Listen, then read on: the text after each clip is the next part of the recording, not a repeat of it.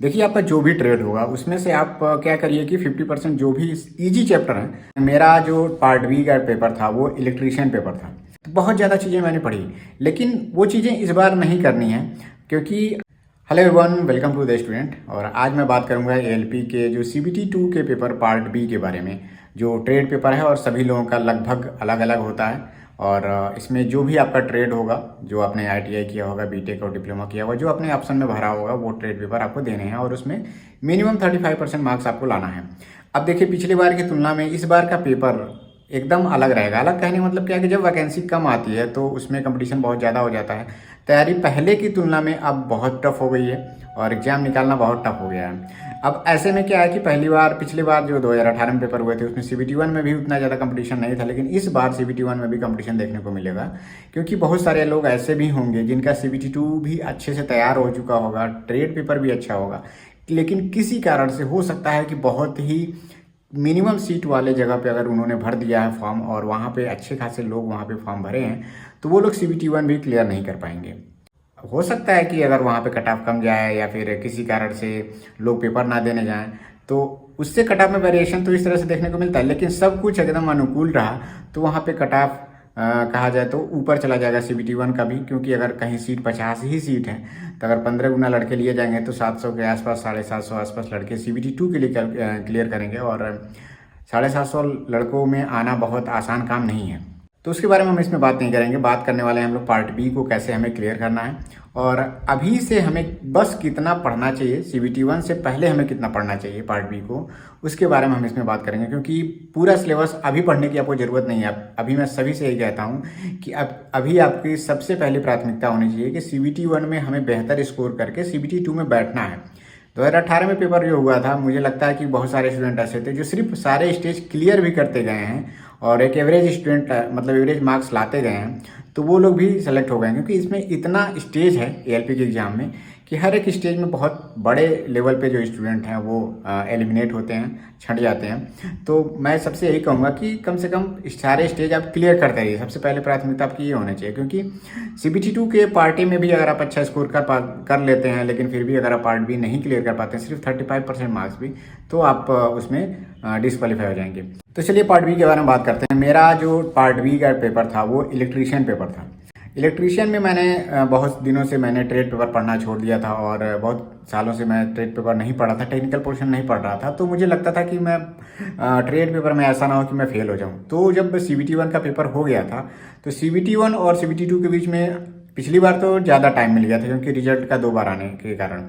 तो इतना ज़्यादा टाइम मिलने के बाद मैंने ट्रेड पेपर को बहुत ज़्यादा पढ़ा, एक एक चैप्टर को बहुत अच्छे से पढ़ा, आईटीआई की बुक से पढ़ा, अपने मतलब बीटेक वाली बुक से भी पढ़ा कभी, और टेस्ट सीरीज भी दिया। तो बहुत ज़्यादा चीज़ें मैंने पढ़ी, लेकिन वो चीज़ें इस बार नहीं करनी है। क्योंकि आपको देखिए, अगर मैं कहूँ कि एक ही सीट है या फिर 10 सीट है किसी भी जोन में, तो भी आपको ट्रेड पेपर के लिए 35% नंबर ही लाने हैं। तो जो पासिंग नंबर है ट्रेड का वो एकदम फिक्स है, तो उसमें कोई भी ऐसा कंपटीशन नहीं देखने को मिलेगा।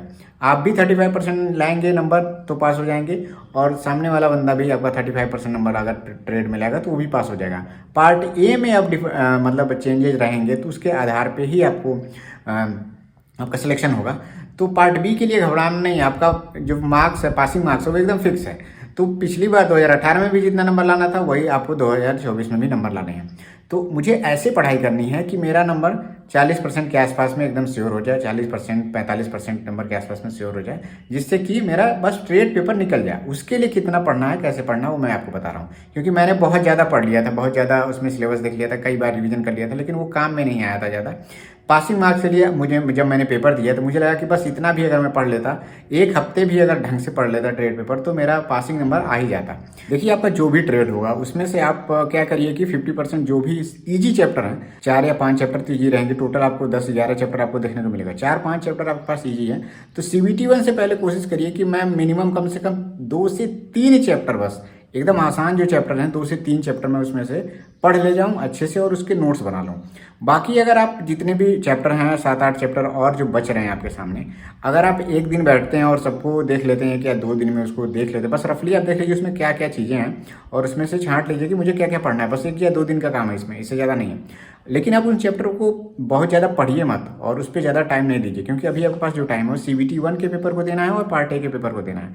और ट्रेड पेपर का सिर्फ 3 से 4 चैप्टर ही आप अच्छे से पढ़ लीजिए, नोट्स बना लीजिए, जिससे ये हो कि इसमें का अगर मैं CBT 1 जब क्लियर कर ले जाऊंगा तो मुझे ये 3-4 चैप्टर बहुत ज़्यादा पढ़ने की जरूरत ना हो, बस मैं उसको रिवाइज करूं और उसके बाद से CBT 1 जब पेपर हो जाता है, मेरा स्कोर बहुत अच्छा आता है, तो अब मैं क्या करूंगा कि बचे हुए 7-8 चैप्टरों में से 2-3 चैप्टर और अच्छे से पढ़ लूंगा। बस इतना आपके लिए सफिशियंट है और आप 35% नंबर आसानी से ले करके आ पाएंगे। 75 नंबर का 75 क्वेश्चन का पेपर है आपका और उसमें 28-29 नंबर रॉ मार्क्स में मैं बात करूँ तो लाने होते हैं। अब बात यहाँ पे आती है कि बहुत सारे स्टूडेंट ऐसे हैं कि सोचते हैं कि बस इसमें क्वालिफाई करना है, नेगेटिव मार्क्स तो उसमें भी रहता है देखिए पार्ट बी में, और नॉर्मलाइजेशन भी होता है। तो लोग सोचते हैं कि 40 क्वेश्चन कर लिए, ऐसा करते हैं कि 65 क्वेश्चन 70 क्वेश्चन कर लेते हैं, किसी भी तरह से 30 नंबर तो आ ही जाएंगे, नॉर्मलाइजेशन होने के बाद 30 नंबर मेरे चले जाएंगे। लेकिन पिछली बार बहुत सारे लोगों ने ऐसे गलती की, स्कोर उनका पार्टी में बहुत अच्छा था और उन लोगों ने गेस कर करके बहुत ज़्यादा क्वेश्चन अटेम्प्ट कर दिया और बहुत ज़्यादा उनका नेगेटिव मार्क्सिंग में चला गया। तो कई लोग ऐसे थे कि 60 नंबर्स 65 नंबर क्वेश्चन अटेम्प्ट किए और उसके बाद से उनका मार्क्स जो है 22-23 पर आकर के उनका रह गया। और नॉर्मलाइजेशन होने पे भी अगर 3-4 नंबर बढ़े तो बढ़े, नहीं तो कई लोगों के 1-2 नंबर घटे भी। तो ऐसी अगर आप गलती करेंगे तो फिर आपका नुकसान होगा। आपको सिर्फ 30 नंबर के आसपास में लाने का पढ़ाई करना है और जब पेपर देने जाइए तो जो क्वेश्चन आपका बिल्कुल भी नहीं पता है, आप जान नहीं, ये गलत हो जाएगा, तो उसमें गेस लगाने की क्या ज़रूरत है। जब मैंने पहली बार जब उसमें अटेम्प्ट किया हुआ था पेपर, जब मैं पेपर की बात कर रहा हूँ उस दिन, तो जब मैं पहले राउंड में पेपर मैंने अटेम्प्ट किया 75 क्वेश्चन में, तो मेरे करीब 33 के आसपास में मैंने टोटल अटेम्प्ट किए, बाकी सारे मैंने छोड़ दिए थे, क्योंकि जो भी चीज़ें उसमें आई थी डेटा के आधार पर आया हुआ था, ITI के बुक्स को ध्यान में रख के बनाया गया था। तो जितने भी लोग अगर तैयारी कर रहे हैं, सबसे पहले मैं उनसे यही कहूँगा कि जिस भी ट्रेड की आप तैयारी कर रहे हैं ITI की बुक जरूर खरीद लीजिए। निमी पैटर्न पे जो पब्लिकेशन की बुक है वो आप ले लीजिए। एक बात और कि आपके पास प्रीवियस ईयर का कलेक्शन होना चाहिए जिसमें आपका मतलब ट्रेड पेपर जो है वो दिया हो। तो अगर आपके पास बुक नहीं है तो आप चाहें तो बुक ले सकते हैं। किरण पब्लिकेशन का बुक है, आपको जो CBT 2 के जो प्रीवियस ईयर क्वेश्चन है आपको मैं यहाँ पे दिखा दे रहा हूँ। आप इसमें से एक बुक हिंदी और इंग्लिश में अवेलेबल है, चाहे तो ऑनलाइन ले लीजिए या फिर आप ऑफलाइन भी जाकर के इसको ले सकते हैं। तो ऑफलाइन लेंगे तो हो सकता है उसमें ज़्यादा आपको देखने को मिल जाए। तो इसमें क्या करिए, अपना ट्रेड आप खुद देखिए और उसमें जब आप सॉल्व करेंगे तो 75 क्वेश्चन में आप देखेंगे कि कम से कम आप 15 क्वेश्चन या 20 क्वेश्चन आप तो बिना पढ़े अभी भी आप कर सकते हैं। 15 से 20 क्वेश्चन अगर आप उतना भी नहीं कर पाते हैं तो मतलब सिचुएशन बहुत ही डिफिकल्ट है, लेकिन 10 क्वेश्चन तो आप कर ही ले जाएंगे ना। तो सोचिए आपको सिर्फ 20 क्वेश्चन और आपको सही क्वेश्चन करने हैं, 30 नंबर और आपको लाना है। तो इसके लिए आपको क्या करना है कि उसमें से देखिए कौन से ऐसे क्वेश्चन है बहुत ईजी हैं, डेटा के आधार पे जो क्वेश्चन पूछे गए हैं, सिर्फ फैक्ट के आधार पे जो क्वेश्चन पूछे गए हैं, तो वो जब आप ITI की बुक लेकर के आएंगे उसमें से पढ़ेंगे तो आप प्रीवियस ईयर के जब क्वेश्चन देखे रहेंगे तो उसमें से आपको सहूलियत होगी कि कौन कौन से चैप्टर से ज़्यादा क्वेश्चन पूछे जा रहे हैं और किसमें जिस चैप्टर का सिलेबस कम है उसको जल्दी से ख़त्म किया जा सकता है। ये आपको ध्यान देना है। आपको इसमें स्कोर नहीं करना है कि 70 नंबर लाना है, 65 नंबर लाना है, इसका कोई फ़ायदा नहीं होगा आपको। और इस बार तो सिर्फ ALP में ही इसे ट्रेड पेपर को मतलब देना है, तो बहुत अच्छी बात है कि आपको अदर किसी एग्जाम में इसको देना नहीं है ट्रेड पेपर। तो आपको सिर्फ यही काम करना है, इतना ही काम करिए। मैंने जो पूरा सिलेबस पढ़ा था, बहुत ज़्यादा टेस्ट सीरीज दिए थे ट्रेड को लेकर के, मुझे लगता था कि मैं 30 नंबर नहीं ला पाऊंगा या फिर हो सकता है पेपर कितना डिफिकल्ट बनाया जा सकता है, लेकिन मैं उस समय उतना दिमाग नहीं लगा पा रहा था कि पेपर देखिए जो ये एग्ज़ाम है वो ITI लेवल का है। तो एग्जामिनर कभी भी या तो डिप्लोमा आपने करके आया हो, BTech करके आया हो, MTech करके आया हो, आपको उस आधार पे पेपर बिल्कुल भी नहीं सेट करेगा। हमेशा पेपर सेट होगा ITI लेवल के जो एस्पिरेंट हैं, जो स्टूडेंट हैं, उनके आधार पे ये पेपर सेट होगा। तो हम सभी लोगों को ITI का जो बुक है उसी को रेफरेंस मान करके चलना है। एक बात और मैं कह रहा हूँ कि यहाँ पे जो भी लोग नोट्स बना रहे हैं, नोट्स अगर आपका एकदम क्लियर नहीं, अभी अगर आप नोट्स बना रहे हैं और बहुत लंबा नोट्स नहीं बनाना है। मेरे पास कई लोगों के मैंने जब नोट्स मांगा था तो कई लोगों ने 2-2 पन्ने का 3-3 पेज का अपना फोटो भेजा हुआ है। तो उसके आधार पर मैं अभी एक वीडियो बनाने वाला हूँ कि किस नोट्स में क्या कमी है। मैं जो अनुभव करता हूँ कि नोट्स को कैसे शॉर्ट्स बनाना चाहिए, कई लोगों का जब नोट्स देखता हूँ तब मुझे पता चलता है कि हाँ, इस तरह से भी लोग लिखते हैं और बहुत लेंदी बना देते हैं। तो उस पर मैं वीडियो जल्द ही बनाऊंगा। तो जितने भी लोग पार्ट बी को लेकर के सीरियस नहीं हैं, वो लोग इतना ही बस आप अभी काम करिए कि 3-4 चैप्टर ही अपना पढ़िए जो इजी चैप्टर हैं, बाकी सारा चैप्टर आप छोड़ के रखिए। मेन मोटिव आपका यही होना चाहिए कि अभी आपको CBT 1 क्लियर करना है, और CBT 1 का सिलेबस CBT 2 के पार्ट ए के आधार मतलब उसमें मिलता जुलता है। तो पार्ट ए भी आपको तैयार करते हुए चलना है, जैसे बेसिक साइंस एंड इंजीनियरिंग हो गया।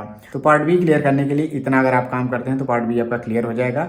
और इसके अलावा भी अगर आप किसी के मन में कोई क्वेरी हो तो आप कमेंट सेक्शन में चाहे तो उसको पूछ सकते हैं। और रेलवे से रिलेटेड जो भी एग्जाम होने वाले हैं, मैं अब कंटिन्यूस वीडियो अपलोड करने वाला हूँ। तो जो लोग चैनल पे नए हैं, चैनल पे बने रहिए। Thank you, all the best.